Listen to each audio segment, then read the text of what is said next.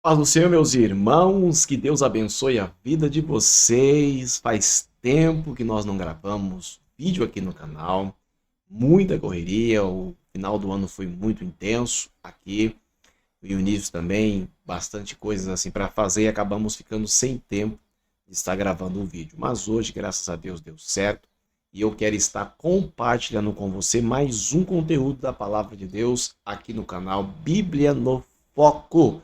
E já avisando, se você já não é inscrito ainda, já aproveita, clica aí no inscrever-se aí embaixo, toca no sininho para você ser avisado. E toda semana aqui nós estamos produzindo um conteúdo relacionado à Bíblia, a palavra de Deus. Para quem não me conhece, eu sou o presbítero Rodney Fernandes, da Assembleia de Deus Mistério de Santos, e estamos todas as semanas trabalhando com o ensino da palavra aqui na nossa EBD, Escola Bíblica Dominical, e tem sido uma tarefa muito prazerosa para nós de estar falando sobre a palavra de Deus. E hoje eu quero trazer para vocês uma curiosidade legal sobre aquela passagem de Êxodo capítulo 14, quando diz que Deus endureceu o coração de Faraó. É estranho, né, pensar nessa expressão, como é que Deus endurece, depois ele mesmo faz o pedido para Faraó, através de Moisés, dizendo, olha, libera o meu povo do Egito, e aí depois ele mesmo endurece. Para quem está chegando agora, quem não conhece muito bem a história, estamos falando do Êxodo, aquela passagem, a história que você encontra no livro do Êxodo, quando Deus fala com Moisés e diz para Moisés falar com Faraó, a fim de que Faraó libere o seu povo do Egito, para que esse povo vá em direção à terra prometida. Como o povo era um povo escravo no Egito, com certeza Faraó jamais ia liberar, porque ele ia perder a mão de obra do Egito. Então ele sempre disse não, não, não, não vou liberar. E Deus então dizia, se você não liberar, eu vou mandar as pragas aí para castigar o Egito. E aí sabemos que Deus mandou 10 pragas para castigar o Egito. E cada vez que Deus dizia, diz a Bíblia que Deus endurecia o coração de Faraó e Faraó não deixava o povo ir. E se você for ler desta maneira, você não vai entender. Como assim? Como é que Deus pede para ele liberar o povo, depois ele mesmo endurece o coração do homem para que o homem não libere? Né? Mas não é essa a interpretação correta. Tá? Então eu vou falar para você aqui qual que é o significado, o sentido dessa expressão que Deus endureceu o coração de Faraó. E depois que você ouvir isso aqui, com certeza a sua visão bíblica vai ser completamente diferente, né? Bem, gente, vamos lembrar uma coisa. A passagem de Êxodo, essa passagem do Egito, né, das pragas, acontece no Egito Antigo. Então, o primeiro ponto a considerar é o fato da história estar acontecendo no Egito. Então, existe uma cultura egípcia aí por trás.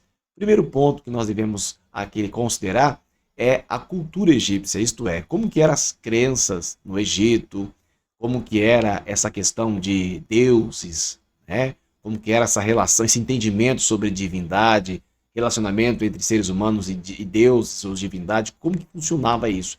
Então é importante nós entendermos como que eles encaravam essa realidade. E Deus estava se comunicando com aquela cultura, tá?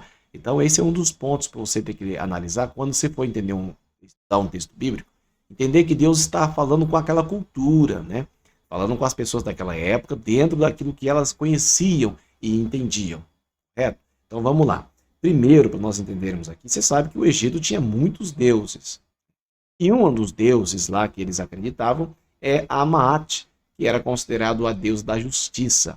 Então, segundo a cultura egípcia, como é que fazia, né? Quando um faraó morria, quando o egípcio morria, um faraó, uma pessoa morria, né, ia para ser julgado pela Maat. E de acordo com a mitologia, o que a Maat tinha? Ela tinha uma balança, de um lado colocava uma pena e do outro lado colocava o coração da pessoa. Só que o interessante é que não era pesado o material do coração, não era o material que era feito do coração que era considerado, mas é o que estava dentro do coração. E se aquilo que estava dentro do coração da pessoa fosse mais pesado do que a pena, aí a pessoa passava por um juízo. Ela era julgada pelos seus pecados. Então o que os egípcios fizeram, né? Era aquele jeitinho egípcio, como tem o jeitinho brasileiro, o jeitinho egípcio. Eles, quando a pessoa morria, tiravam o coração, né, e colocavam uma pedra ali no lugar. Por quê? Porque quando fosse colocada essa pedra na balança, como não é o material do coração que é pesado, mas o que está dentro, bom, colocou a pedra, não vai ter nada. Então não vai pesar mais que uma pena. Isso faz com que a pessoa se sinta uma pessoa justa. Quer dizer, não vou passar por um juízo, não vou sofrer nenhum dano. Correto? Então essa era a ideia que eles tinham. Então, coração de pedra seria uma ideia: eu estou imune a qualquer julgamento. Não posso sofrer nenhuma punição, porque eu sou uma pessoa honesta. Não tem como pesar mais do que o meu coração, né? Mais do que a pena. Então, a ideia de Faraó era essa: eu estou imune a qualquer juízo.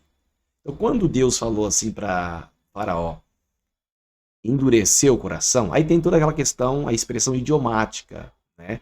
Formas de falar, que quer dizer não exatamente o que você está dizendo, mas dentro da cultura você está querendo falar outra coisa. Tá? Então essa questão, forma idiomática, é interessante também você levar em consideração. O que ele estava querendo dizer com isso? Né?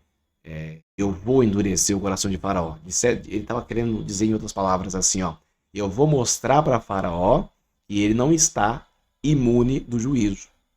Eu vou provar para Faraó que ele não está protegido como ele pensa. Tá? Então, quer dizer assim, Deus estava dizendo, eu vou mandar o juízo para Faraó, para o Egito, e vou provar para ele que ele não está protegido. Vou provar para ele que eu tenho mais poder do que toda a divindade do Egito e que ele não está protegido pelos deuses que ele acredita. Correto? Então, Deus, ele usou essa expressão e significa exatamente isso. Deus estava provando para Faraó que ele não estava protegido. Daí vem aquelas pragas, as 10 pragas que nós conhecemos. Uma delas, por exemplo, né, quando o sol ficou escuro, os egípcios acreditavam que a Apófis, uma espécie de uma cobra, né, que habitava no submundo, que era um espírito do mal mesmo, uma personificação máxima do mal, era terrível. E a Apófis lutava contra o Deus Sol. E então, quando ficou escuro, o que eles acreditavam, né? Se ficou escuro, quer dizer que a Apófis venceu o deus lá do Egito, deus do Sol, e com isso houve uma derrota terrível, e os egípcios temiam demais essa cobra, né? Essa Apófis aí.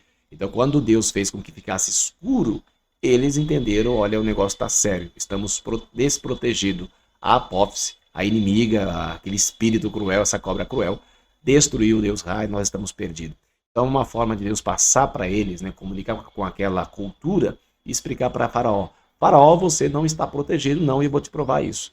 Então, essa expressão que Deus usa, né, que Deus endureceu o coração de Faraó, significa exatamente isso, tá bom? Eu até sugiro você estudar um pouco mais a cultura egípcia, como que eram os costumes, como que era a crença daquelas pessoas lá, o que eles pensavam. E Deus dialoga, né, ele faz um diálogo com a cultura da época. Muito importante você levar em consideração esse ponto da história, cultura, época, com quem Deus estava falando, para você entender algumas expressões, tá certo? Gostou do conteúdo? Curtiu? Se você gosta de conteúdos assim e não é inscrito, se inscreva no canal, curta, compartilhe com mais pessoas que têm dúvidas sobre isso. E toda semana estaremos aqui conversando com vocês sobre a palavra de Deus com o objetivo de edificar a sua fé. Querido, fica na paz, graça, seja abundante na sua vida, que Deus te abençoe. Querendo Deus, até o próximo vídeo, vamos estar aqui para mais um conteúdo bíblico para edificar a sua fé em Cristo Jesus. Um abraço, até o próximo vídeo. Você não pode perder, venha participar desse grandioso.